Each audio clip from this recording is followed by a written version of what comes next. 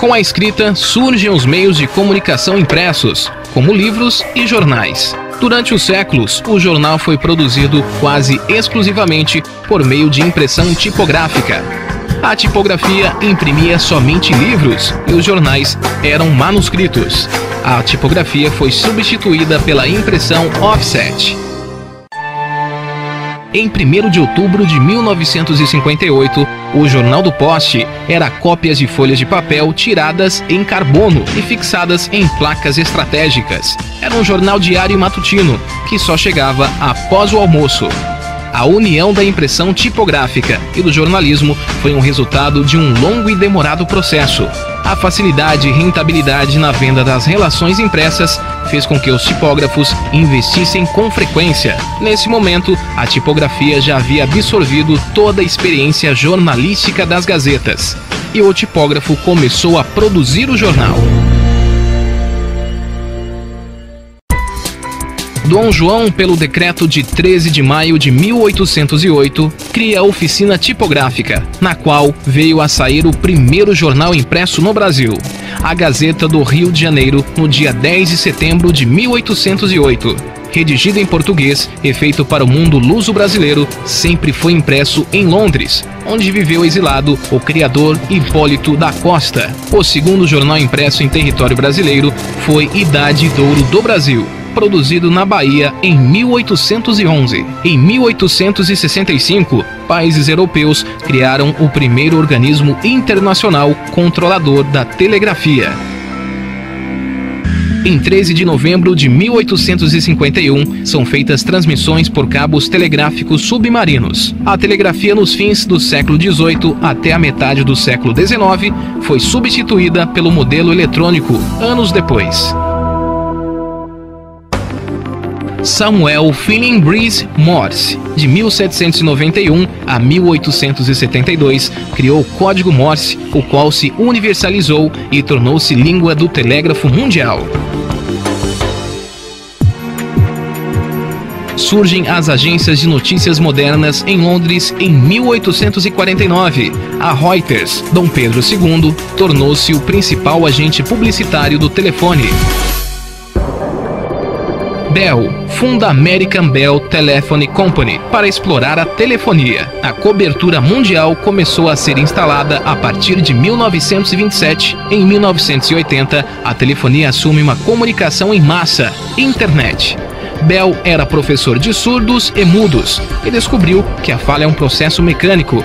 Estudou a vibração do tímpano. O sistema telefônico tornou-se eficiente e confiável. Em 1983, ultrapassava 10 milhões de aparelhos em uso. Em 27 de agosto de 1962, teve a criação do Ministério das Comunicações, que marcaram o início de uma política nacional de telecomunicações. A década de 90 marcou a expansão da telefonia móvel. O fio foi substituído pela onda invisível eletromagnética. Esse domínio levou o homem à telegrafia sem fio, rádio, TV e outros engenhos sem fio.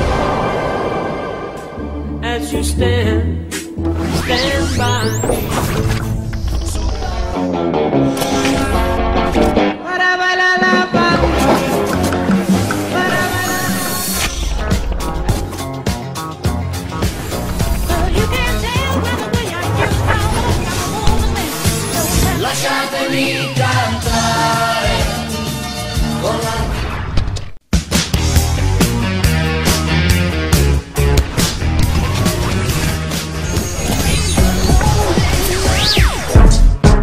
Go, go, go, go, go, go, go, show.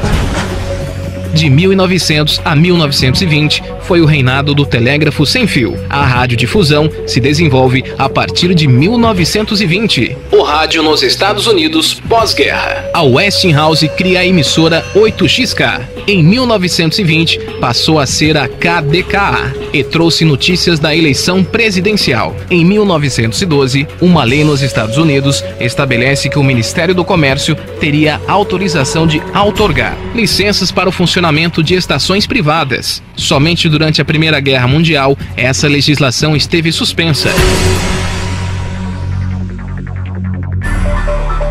Primeiro público. Escasso, porém fanático, ouvir o rádio era um hobby. e o rádio se autopromovia.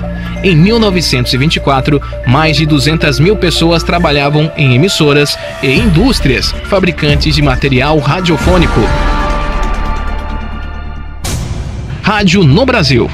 As rádios do Brasil, no ano de 1923, não viveram da publicidade, nem de taxas, mas sim de doações de associados e, eventualmente, de entidades privadas. Nesta época, o rádio não era um negócio.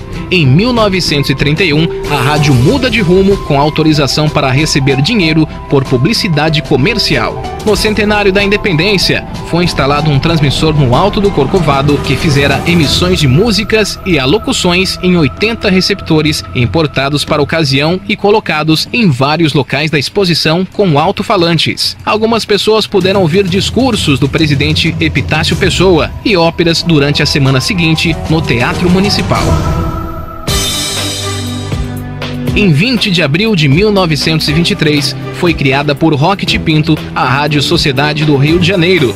Foi estatizada em 1936, mantendo o prefixo, mas mudando o nome para a Rádio Ministério da Educação. O rádio se transformava e se profissionalizava, e por isso não poderia viver de improvisos administrativos, nem transmitir declarações monótonas de prendadas senhoritas.